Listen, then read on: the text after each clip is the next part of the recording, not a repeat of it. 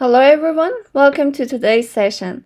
My name is Negar and today I'll be introducing you to SSH, a crucial tool in the world of computing.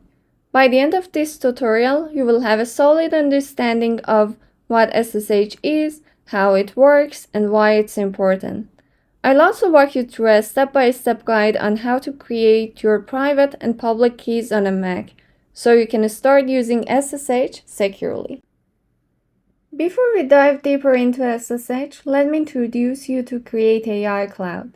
Create AI Cloud, also known as ISEC, is a local not-for-profit cloud provider serving industries across Canada. It offers a secure environment featuring virtual machines equipped with CPU, GPU, and storage options, all affordably priced, to facilitate the development of pilots, proof of concepts, and minimum viable products for various data and AI or ML projects. For more details, take a look at the table on the right. Now let's talk about Create AI Cloud's infrastructure. We have two locations in Edmonton, providing disaster recovery contingency, which is great for keeping data safe. The main types of GPUs available include V100, A100, L40S, and H100, catering to different project requirements. Current availability shows 56% for V100, 38% for A100, 93% for L40S, and 100% availability for H100. So you've got plenty of options. Plus, Create AI Cloud is proud to run on 100% open source software, ensuring affordability and independence. Alright, that covers our quick introduction to Create AI Cloud. Now let's move on to our main topic, SSH. What is SSH? SSH or Secure Shell is like a stronger, safer way to log into a server compared to using a password. While passwords can be easy to steal, SSH uses special keys and encryption, making your connection secure and private. Now let's dive a bit deeper into how SSH works and the role of these keys in securing your connection. When using SSH, there are two keys involved, a private key and a public key. The private key is kept secret on your machine and the public key is shared openly. Imagine you're at your laptop. Your private key stays here. It's like your personal signature and you must keep it secure. So keep it secure and don't let anyone else access it. Now here is the server. The public key is placed on it. It's okay to share the public key, but without the private key, it can't do much on its own. When you try to connect to the server takes your public key, encrypts a random string, and sends it back to your laptop. Your laptop uses the private key to decrypt the string and proves it holds the matching key. Once that's verified, the server lets you in. No password needed, and it's much more secure. Alright, now that we understand what SSH is and how it works, let's go ahead and create an SSH key pair. This process will generate both a private key and a public key, which will enable us to connect to servers securely. But before we jump in, it's essential to double check a few things to avoid any potential issues. If you already have SSH keys, generating new ones could overwrite them, specifically if they are saved in a default location. Losing an active key could be a hassle, so let's prevent that. To avoid this, you have two options. You can reuse your existing public key or save the new keys in a different location. Just be mindful not to overwrite any keys you still need. Also, a quick heads up. SSH keys are stored in a hidden folder called .sh. You won't see this folder unless you know how to reveal hidden files on your system. For Mac users, simply press Command-Shift-Dot together and hidden folders will appear. Make sure you can access this folder so that we can keep track of where the keys are saved. Alright, now that everything is set up, let's move on to actually generating our SSH key pair on a Mac. First, I will show you how to check if an SSH key already exists, so we don't accidentally override it. I will open the Terminal app. You can find it by searching Terminal in the Spotlight or by navigating to Applications,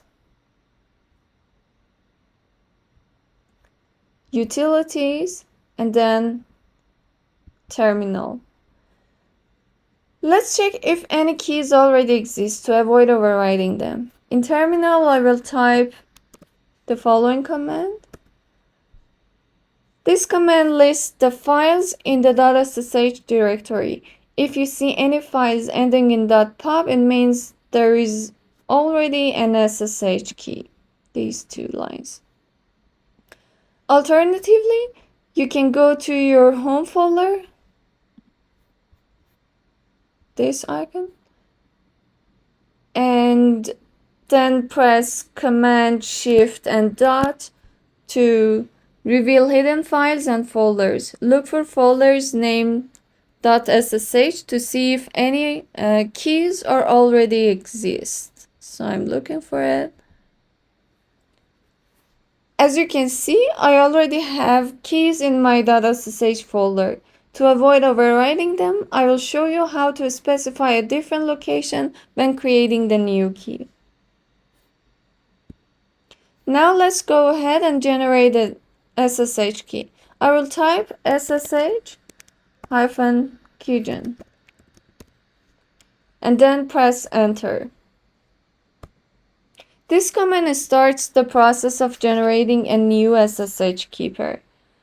Terminal now prompted me to choose a location to save the keys. Since I already have a key saved in a same path and same name, I'll specify a different file name here to avoid overriding, such as some_test. And then press enter. If you don't have an existing key or you're fine with the default location, simply press enter to save it as it is. Next, Terminal asks if I want to set a passphrase for added security. If I set a passphrase, I will need to enter it each time I use the key to SSH into different machines. To skip setting a passphrase, I will leave it empty and press enter. Terminal will then ask me to confirm the passphrase by typing it again. After running the command, Terminal will output several lines of code, including key fingerprint, this line, and a random image that represents your unique key. However, remember that the actual key itself is not displayed in this output. It's stored in the .ssh folder we specified. As you can see, we just created these two SSH keys, private key and the public key. Now that we successfully created our SSH key pair, let's review these steps one more time to make sure everything is clear. First, open your Terminal app. Type in SSH-keygen and press enter. You'll be prompted to choose a location to save your keys. Either stick with the default by pressing enter or specify a different folder. Finally, you can set an optional passphrase for added security, or simply press enter to skip this step. Great! Now that you've generated an SSH key, it's time to locate your public key. You can find it in the .ssh folder under the name id_rsa.pub or similar depending on your setup. This .pub file is the one you will share with others to give them access, while the private key stays secure on your machine. To connect with Create AI Cloud, send your public key at support@isaac.ca. Make sure to include your name and email address in the message, so we know who it's from.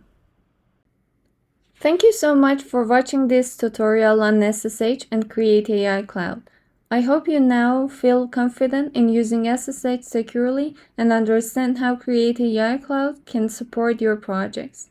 If you have any questions, feel free to reach out. You can visit our website at albertacreate.ca or email us at support@isaac.ca.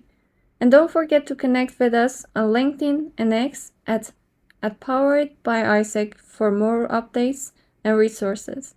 Thanks again for tuning in and happy coding.